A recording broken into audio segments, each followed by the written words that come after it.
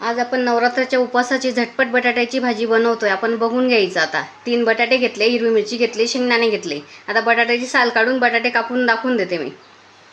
आपण जे 3 बटाटे घेतले होते ते कापून घेतले, चांगल्या पाण्याने धुवून घेतलेले. आपलं पाणी टाकायचं नाही ना, त्यामुळे पाणी काढून घेतलेलं आहे. आणि 6 मिरच्या घेतल्या. मला तिखट पाहिजे म्हणून 6 मिरच्या घेतल्या. आता आपण बनवताना बघून घ्यायचंय. आपण कढाई ठेवून घेतली आहे.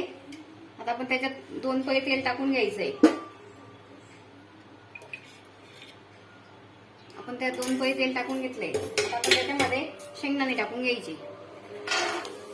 शेंगदाणे थोडेसे फ्राय होऊ द्यायचे. फ्राय झाले की दाखवून देते. शेंगदाणे फ्राय झाले बघा, त्याचा कलर बदलला. आता मिरची टाकून घ्यायची. बघा आपली मिरची पण छान तळली गेली.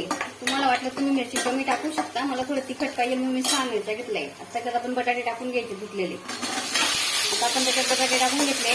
बटाटे चांगले तेलमध्ये कलसून घ्यायचे. आता आपण नमक टाकून घ्यायचं चवीनुसार. तुम्हाला नमक टाकताना टाकून देते मी. अर्धा चमच नमक टाकून घ्यायचं चवीनुसार.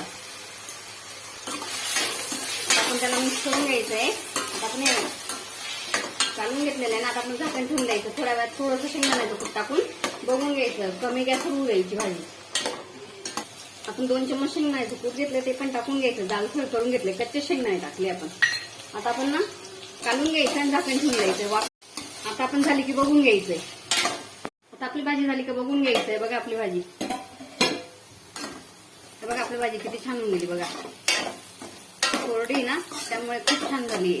बघा आपण शिजली का बघून घ्यायचं. बघा आपली भाजी पूर्ण शिजून गेलेली. 2 मिनिटाच्या आत तयार होणारी झटपट बटाट्याची उपवासाची भाजी.